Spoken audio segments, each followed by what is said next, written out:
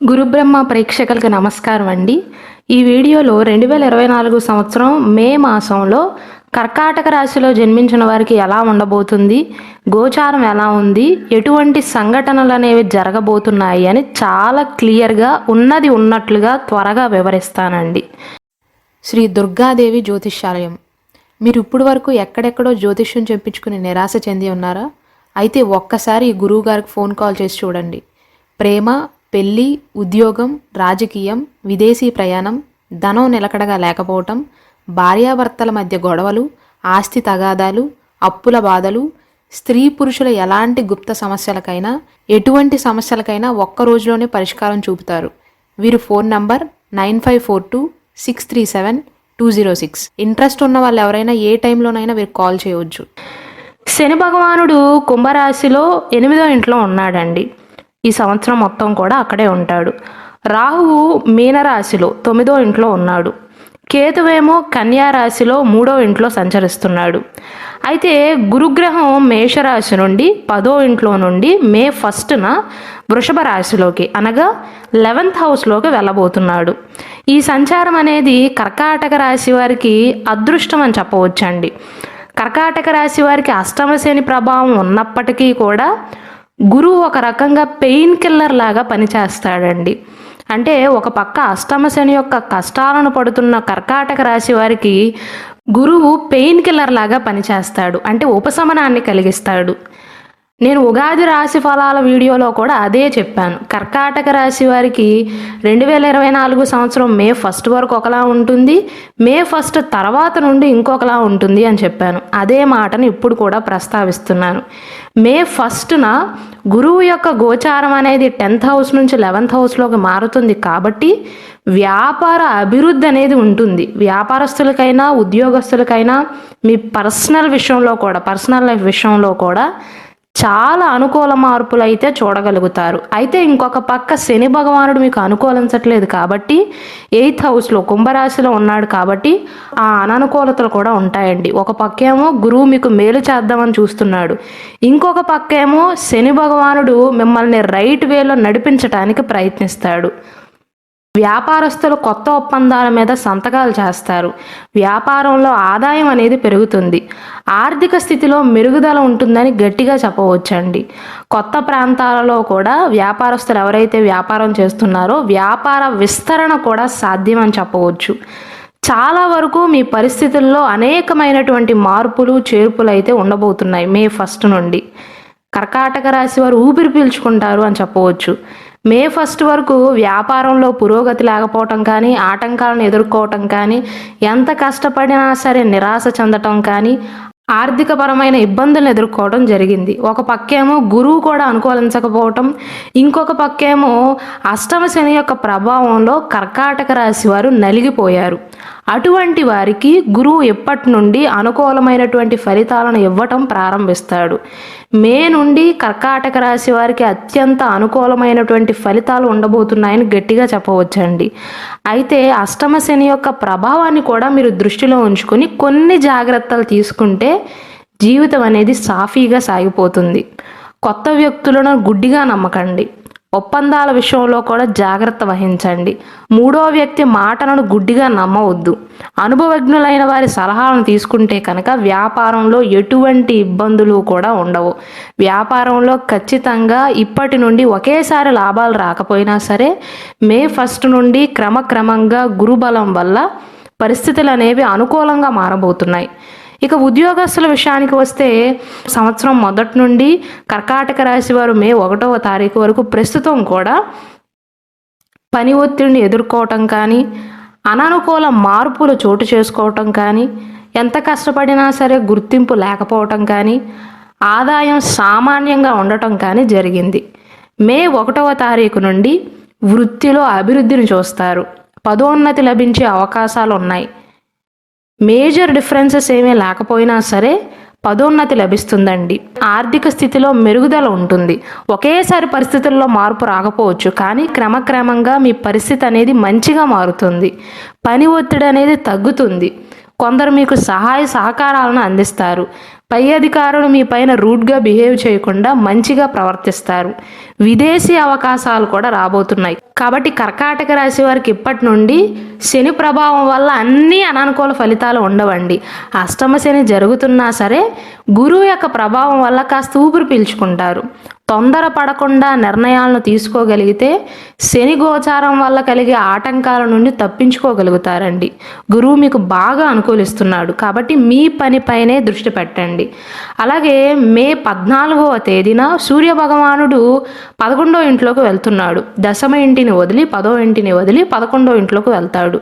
మే 19వ తారీఖునేమో శుక్రుడు 11వ ఇంట్లోకి వెళ్తాడు. మే 10th నుండి బుధుడు 10వ ఇంట్లోకి ప్రవేశిస్తాడు. మీ తెలివితేటలు అనేవి పెరుగుతాయండి. బాగా ఆలోచించగలుగుతారు. కాబట్టి ఉద్యోగ వ్యాపారాల పరంగా అదృష్టకాలంగా చెప్పవచ్చు. క్రమక్రమంగా పరిస్థితుల్లో మెరుగుదల ఉంటుంది. ఒకేసారి చేంజ్ అయితే ఉండదండి. ఇక ఆర్థిక పరంగా చూసుకున్నట్లయితే మే 1వ తారీఖు వరకు కర్కాటక రాశి వారికి ఖర్చులు ఎక్కువ అవటం కానీ, ఆదాయం తక్కువ అవటం కానీ, లోన్లు తీసుకోవాల్సి రావటం కానీ, కుటుంబానికి సంబంధించిన అవసరాలు పెరగటం కానీ, స్థిరాస్తులు కొనుగోలు చేయడానికి ఇబ్బందులు ఎదురవటం కానీ, డిలే అవటం కానీ జరిగింది. అటువంటి కర్కాటక రాశి వారికి మే 1వ తారీఖు నుండి ఆదాయంలో మెరుగుదల అనేది ఉంటుందండి. పెట్టుబడులకు కూడా అనుకూలమైనటువంటి కాలం. మీరు భూమిపైన ఇన్వెస్ట్ చేద్దాము అనుకుంటున్నా, వ్యాపారాన్ని విస్తరిద్దాం అనుకుంటున్నా, ఇతర పెట్టుబడులకు కూడా, వ్యవసాయానికి సంబంధించిన పెట్టుబడులకు కూడా మే 1 నుండి కర్కాటక రాశి వారికి అనుకూలమైనటువంటి కాలంగా చెప్పవచ్చు. లాభాలు అనేవి పెరుగుతాయండి. గతంలో తీసుకున్న లోన్లను తీర్చగలుగుతారు. ఆర్థిక సమస్యలు అనేవి తగ్గటం ప్రారంభమవుతాయి. క్రమక్రమంగా మీ పరిస్థితి అనేది మెరుగుపడుతుంది. ఆర్థిక పరంగా అయితే ఇంతకు ముందులాగా ఇబ్బందులు ఉండవండి. అవసరాలు ఎక్కువైనప్పటికీ కూడా లోన్లు తీసుకోకుండా సర్దుబాటు చేసుకోగలుగుతారు. పెద్ద గ్రహం అయినటువంటి గురువే మీకు అనుకూలిస్తున్నాడు. జ్యోతిష శాస్త్రం ప్రకారం ఎన్ని గ్రహాలు అనుకూలించినా అనుకూలించకపోయినా గురుబలం కనుక తోడుగా ఉందనుకోండి, చాలా వరకు అడ్డంకులను అధిగమించగలుగుతారు. అన్నిట్లో విజయాన్ని సాధిస్తారు. గుండె ధైర్యం పెరుగుతుంది. అయితే మీకు శని భగవానుడు వల్ల పెట్టుబడులు పెట్టేటప్పుడు జాగ్రత్తలు తీసుకోవాలండి. గురువు ఒక పక్క మీకు ఆదాయాన్ని పెంచుతాడు, ఆర్థిక పరిస్థితుల్లో మెరుగుదలను చేస్తాడు. అయితే శని భగవానుడు అష్టమ ఇంట్లో ఉన్నాడు కాబట్టి అక్కడ పాజిటివ్ ఇక్కడ నెగిటివ్ అన్నట్లుగా ఉంది. పెట్టుబడులు పెట్టేటప్పుడు చాలా జాగ్రత్తలు తీసుకోవాలి. ఆచితూచి వ్యవహరిస్తే మాత్రం నష్టపోక తప్పదండి, ఎన్ని గ్రహాలు అనుకూలించినా సరే. ఇక ఆరోగ్యపరంగా మీకు ఎలా ఉండబోతుందంటే మే 1వ తారీఖు వరకు కర్కాటక రాశి వారు ఆరోగ్య సమస్యలతో, అష్టమ శని ప్రభావం వల్ల చిన్న చిన్న అనారోగ్య సమస్యలతో బాధపడ్డారు. రోగనిరోధక శక్తి అనేది తగ్గింది. మానసిక ఆందోళన లేదు. శారీరకంగా పక్కన పెడితే మానసికంగా ఏదో ఒక ఇబ్బందితో బాధపడ్డారు. కానీ ఇప్పుడు శని ప్రభావం ఉన్నప్పటికీ కూడా గురువు మీకు అనుకూలిస్తున్నాడు, ఇతర గ్రహాలు కూడా మీకు అనుకూలిస్తున్నాయి కాబట్టి కొంచెం మెరుగుదల అనేది ఉంటుందండి. అయితే అష్టమ శని ప్రభావం అనేది మీ పైన ఇంకా ఉంది కాబట్టి సమయానుకూలంగా భోజనాన్ని స్వీకరించటం, విశ్రాంతి తీసుకోవటం, యోగా చేయటం కానీ, ప్రాణాయామం చేయటం కానీ, ముఖ్యంగా అష్టమ శని ప్రభావం వల్ల వాహనాలు నడిపేటప్పుడు మాత్రం ఆచితూచి వ్యవహరించాలి. చిరుతిండ్లు తినే విషయంలో కూడా జాగ్రత్తలు తీసుకోవాలి. కాబట్టి ఎన్ని గ్రహాలు అనుకూలించినా మీరు అష్టమ శనిని దృష్టిలో ఉంచుకోండి. ప్రతి విషయంలో జాగ్రత్తలు తీసుకుంటే సరిపోతుంది. కర్కాటక రాశి వారికి కుటుంబ పరంగా, వైవాహిక జీవిత పరంగా, ప్రేమ పరంగా ఎలా ఉండబోతుందంటే ఈ నెల 2వ భాగంలో సూర్య భగవానుడు, శుక్రుడు 11వ ఇంట్లో మీ 11th హౌస్లోకి వెళ్తారు. ఆదాయం అనేది పెరగబోతుందండి. క్రమ పద్ధతిలో ఆదాయం అనేది పెరగనుంది అని చెప్పవచ్చు. ఆర్థిక పరిస్థితి అనేది మెరుగుపడుతుంది.